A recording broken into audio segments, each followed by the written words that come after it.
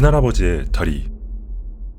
내 고모 할머니가 이 이야기를 해주셨고 다른 가족들도 이를 확인해 주었어. 공포까진 아니지만 이상한 이야기지. 다리를 잃은 우리 큰할아버지가 되어봐. 나무로 된 의족으로 대체하고 원래 다리는 담요 한두 장에 싸서 나무 상자 안에 넣어 뒷마당에 묻어. 그 일에 대해 유머 감각을 가지고 있던 할아버지는 손주들이 놀러올 때면 아이들을 그 나무 다리로 놀래켜주곤 했었지. 어느 날 다리가 가렵기 시작해. 이른 쪽의 다리가 끊임없이 가려워. 환상통 비슷하게. 여러가지 방법으로 해결하려고 하지만 아무 소용이 없어. 몇 주 동안 계속돼. 너무 가려워 미칠 것 같아. 마침내 가려움을 멈추게 할 만한 방법이 바닥나. 더 이상 가려움을 참을 수 없어. 안 되겠다. 파내야겠어. 원래 다리를 파내. 상자가 썩어서 구멍이 나 있어. 다리는 개미로 뒤덮여 있어. 이 새끼들 봐라. 호스로 개미를 싹 쓸어버려. 이렇게 하자 가려움이 멈춰. 다리를 다시 묻어. 이번엔 훨씬 더 잘 봉이네. 그쪽 다리는 두 번 다시 할아버지를 괴롭히지 않아.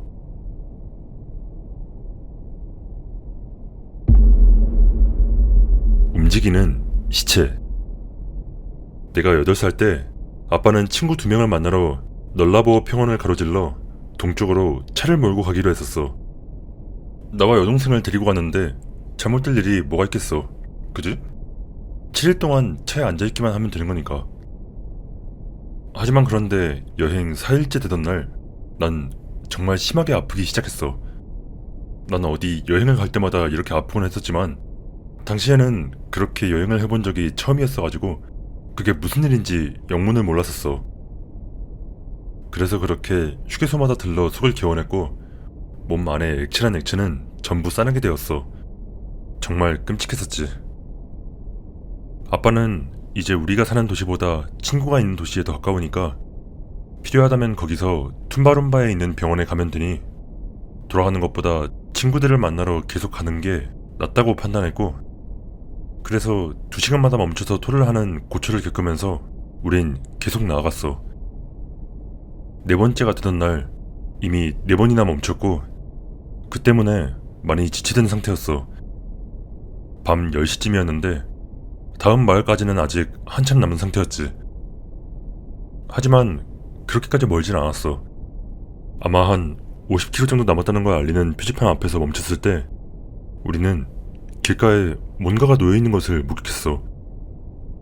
정말 징그럽고 살짝 쭈그라든 것처럼 보였지만 진짜 엄청나게 컸었지. 아빠는 멈추고 싶어 하지 않았지만 내가 토할 것 같아서 가장 가까운 짧고 너저분한 덤불로 달려간 사이 아빠는 그걸 확인하러 갔어. 여동생은 차에 앉아있었고 도로에서 20m 정도 떨어진 곳에서도 시체의 냄새가 진동했어. 죽은 지 얼마 되지 않은 듯 아직 피가 조금 묻어있었지만 부패하고 있던 건 분명했지. 공교롭게도 이날 밤은 내가 완전히 탈진해버렸을 때였어.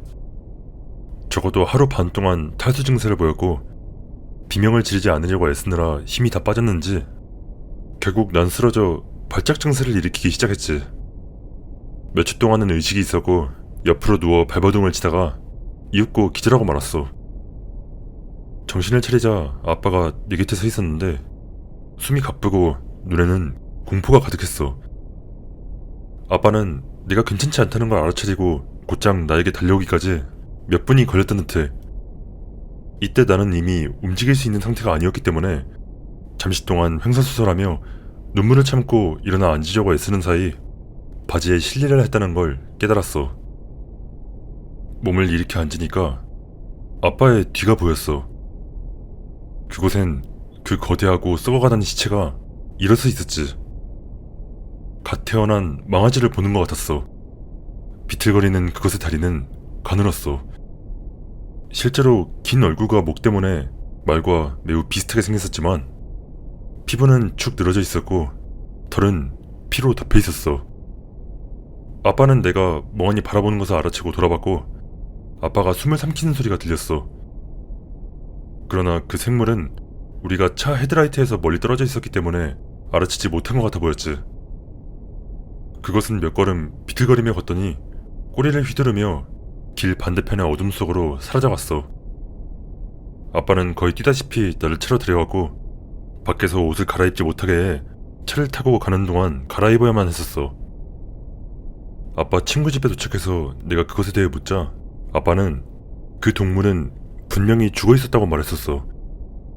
딩고나 들쥐 같은 동물이 씹어먹은 듯한 흔적이 있었고 입술과 코에 구더기가 있었다면서 말이야. 두말할 것도 없이 돌아오는 길엔 엄청나게 조심했었지. 내가 얼마나 아프던 간에 맞아, 오는 길에도 아팠었지. 어두워진 후에는 절대 멈추지 않았어.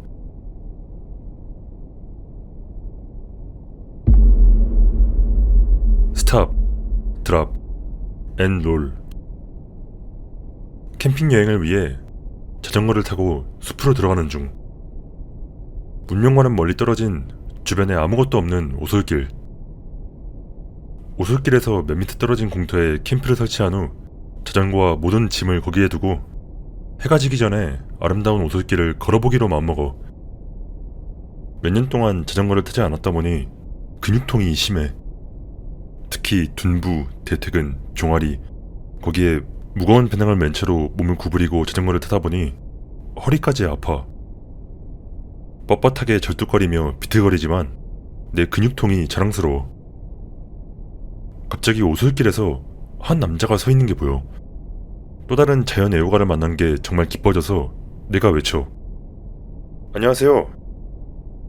아무런 대답이 없어. 그는 이상할 정도로 조용하고 긴장한 듯 보여. 아마 낯을 엄청 가리는 사람인가 보지. 그가 작은 검은색 손전등 같은 것을 꺼냈는데 켜지는 않고 나에게 겨누기만 해. 상황이 이상해지고 있지만 분위기를 무마하기 위해 밝은 모습을 유지해. 그가 아주 위험한 사람의 눈빛을 하고 있는 걸 알아채. 마치 SS 수용소 경비 또는 정신나간 용병이나 가질 법한 약간 사악한 눈빛. 내가 말해. 이렇게 만나니 반갑네요.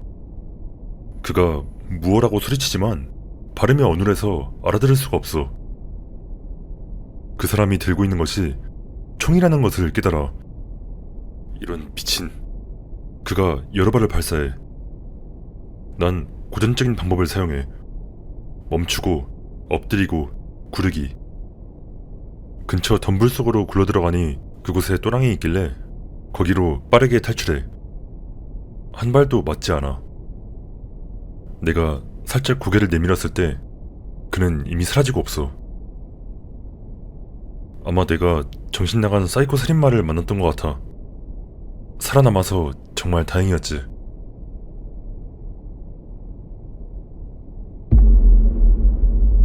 반칙. 작년에 인디언 카지노에서 자정부터 오전 8시까지 교대 근무를 했었어. 24시간 영업이라 특별히 이상한 일은 없었지만 어떤 이유에서인지 아직도 신경이 쓰이는 기이한 사건이 하나 있었어. 늦은 밤 혼자 근무하고 있는 내가 되어봐. 감시 카메라 영상을 훑어보고 있는 중. 아마 하지 말았어야 할 일이었지. 매우 수상함 .avi 라는 제목의 영상을 하나 발견해. 영상을 틀어. 그건 블랙잭 테이블에 앉아있는 어떤 남자의 영상이었어. 그의 옆엔 가방이 하나 놓여있어. 블랙잭에서 이길 때마다 그는 가방을 만지작거려. 마침내 보안 요원이 그에게 다가가. 그가 카드 카운팅을 하는 것처럼 보였기 때문이었겠지. 그가 가방으로 손을 뻗어 이 이상한 작은 장치 2개를 꺼내. 그건 마치 캡슐 같은 물체였는데 한쪽 끝은 오렌지색으로 납작하게 되어 있고 다른 한쪽은 은색의 스프링이 촘촘하게 감고 있는 것처럼 생겼어. 경비원들은 그게 도대체 뭔지 알아내지 못한 채 떠나. 그는 그것들을 의자에 올려놓은 채 주기적으로 돌렸고 그렇게 테이블에서 큰돈을 따고 자리를 떠. 난 매니저와 다른 동료들에게 그것에 대해 물어봤지만 그들 역시 그게 도대체 뭐였는지 짐작도 가지 않는 눈치였어. 그냥 나한테 기록실 뒤적거리지 말라고만 할 뿐이었지.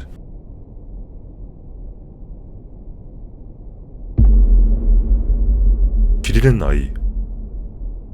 몇 달 전 남자친구와 캠핑을 간 내가 되어봐. 엄밀히 말하자면 완전 캠핑은 아니었고 오두막이었지만 병원에선 그게 정확히 무슨 병이라고 단정하진 않았지만 남자친구가 조현병 증상이 있다고 말했었어. 일평생 환각과 환청을 경험해왔지만 완전히 미친 사람도 아니고 광란 증세 같은 것도 보이지 않았어. 그는 보통 환각이라는 걸 알아차리고 확신이 서지 않을 때면 나에게 물어보곤 했었지. 그는 보통 환각이라는 걸 알아차리고 확신이 서지 않을 때면 나에게 물어보곤 했었지. 밤, 내가 책을 읽는 동안 남자친구는 오두막 창문 밖으로 담배를 피우고 있는데 누군가 부르는 소리가 들려와. 아이의 목소리 같은데 남자인지 여자인지는 모르겠고 길을 잃은 것처럼 들려. 남자친구가 내게 소리가 들리냐고 묻길래 나는 들린다고 대답하고 일어나 밖을 내다봐. 아무것도 안 보여. 소리쳐 불러봐. 아무 반응도 없어. 다시 안으로 들어가. 아직도 들려. 걱정이 돼.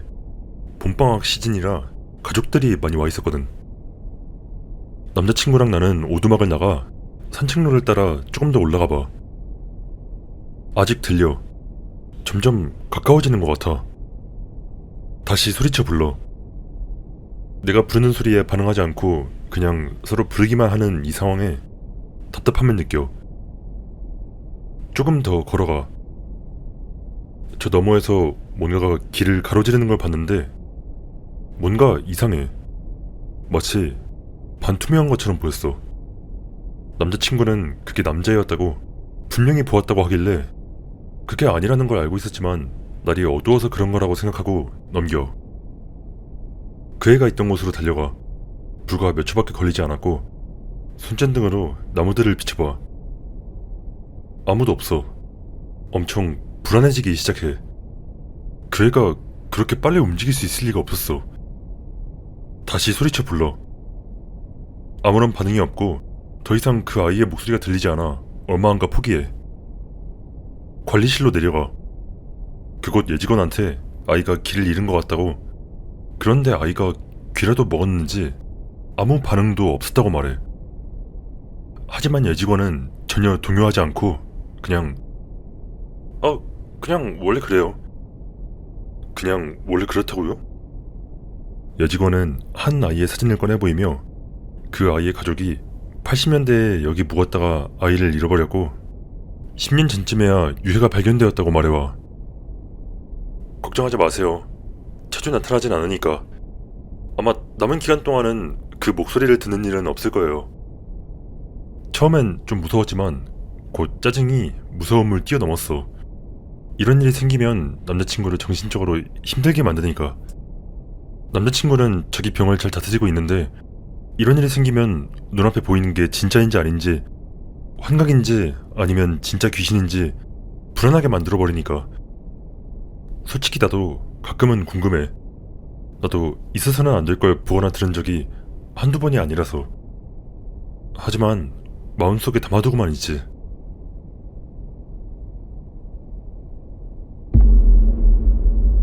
수상한 면접.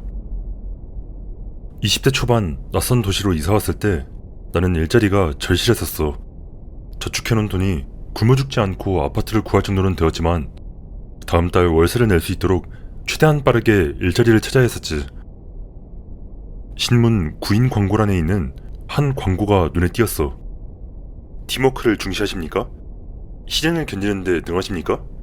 고통을 잘 견디십니까? 내일 밤부터 바로 채용 및 근무 시작이 가능합니다. 자세한 내용은 이 번호로 전화 주십시오. 같은 내용이었지. 젊고 멍청했던 난 에라 모르겠다 하고 그 번호로 전화를 걸었어. 바로 자동응답기로 연결되었고 나는 내 이름과 연락처 그리고 즉시 일을 시작하고 싶다는 내용의 매우 어색한 메시지를 남기고 전화를 끊었어. 그런데 누군가 바로 다시 전화를 걸어왔었어. 여자였는데 이름은 리사라고 했었지. 메시지를 듣자마자 전화했어요. 이 직책의 시작급여는 시간당 12달러가 되겠는데 괜찮으시겠어요? 나는 알겠다고 말했어. 당시로선 꽤 큰 돈이었으니까. 그러자 그 여자는 내가 면접 자격이 있는지 확인하기 위해 몇 가지 질문을 해야 한다고 말했고 나는 알겠다고 대답했어. 질문들은 내 경력부터 혈액형까지 다양했어. 정말로 엄청 이상한 질문들이었지. 그 이상한 설문조사가 끝나갈 무렵 그녀는 내가 채용 절차를 계속 진행할 자격이 있다고 말했고 주소를 알려주고 면접 시간을 정했어. 면접이 있기 며칠 전 난 그 주소로 가봤어.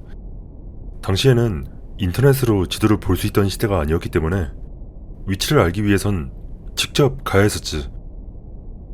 그곳은 부두 근처에 있는 음침하고 버려진 건물이었어.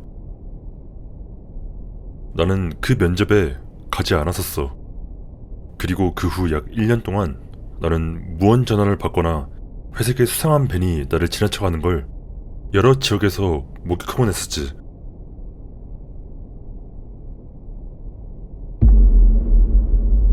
영혼 많은 15살에 내가 되어봐. 엄마, 아빠, 남동생과 함께 아파트에 사는 중. 생일이 다가와. 엄청 신나.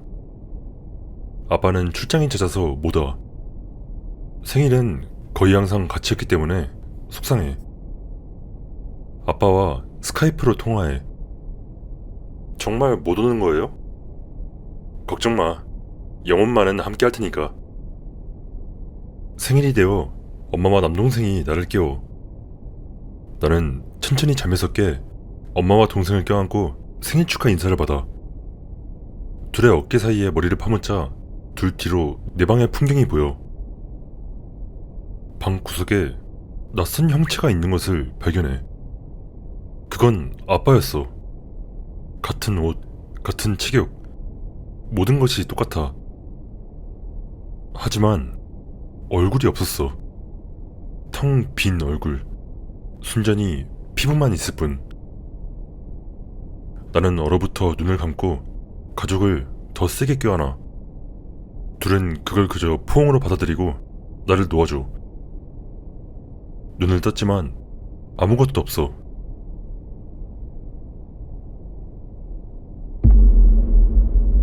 구급대원 이야기. 2014년에 내가 되어봐. 신입 응급구조대원. 사회사 처음으로 유급 근무를 하는 중 밤에 혼자 있는 것도 처음이야.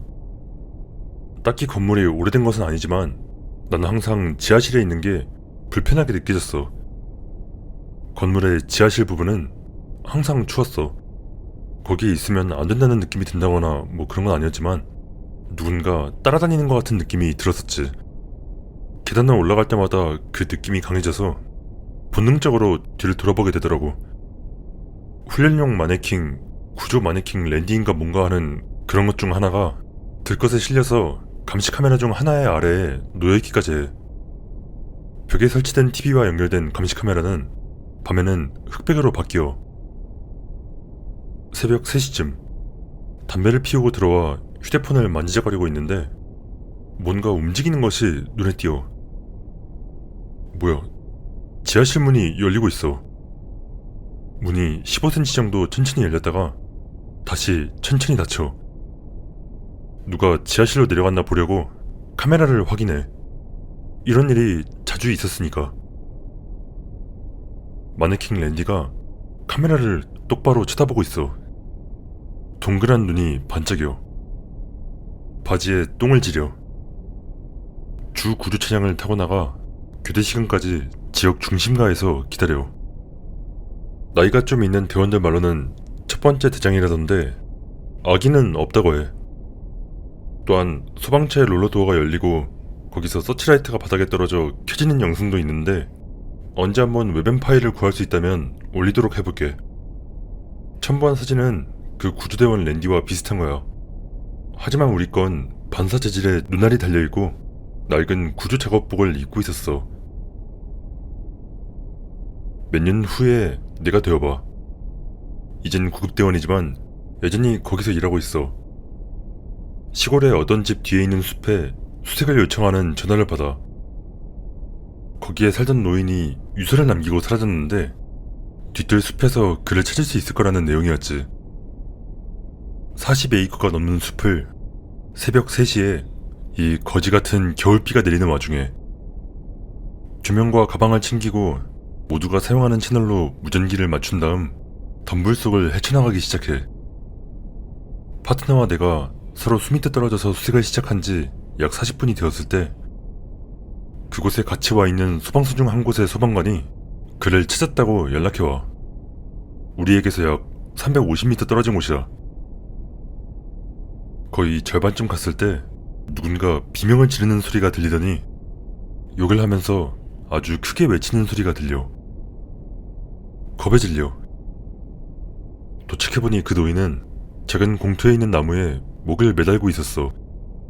부릅뜬 눈은 불룩 튀어나와 있었고 목은 늘어졌으며 멀티탭 케이블이 턱 바로 아래에 감겨 있어서 얼굴이 이상해 보였어. 사후 경직이 뚜렷했지. 빗줄기가 거세지기 시작했고 검시관이 와서 우리를 내보내. 떠나려고 대기 장소로 돌아왔는데 소리쳤던 소방관이 눈에 띄게 동요한 채 담배를 피우고 있어. 야, 대체 뭐 때문에 그렇게 소리 지른 거야? 목매단 걸 처음 보는 것도 아니고. 그가 내 눈을 똑바로 쳐다보며 말해. 동료랑 내가 그 사람을 처음 발견했을 땐 눈은 감겨 있었고 얼굴은 위를 향하고 있었어. 근데 내가 돌아섰다가 다시 돌아보니까 그 자식이 나를 똑바로 쳐다보고 있는 거야.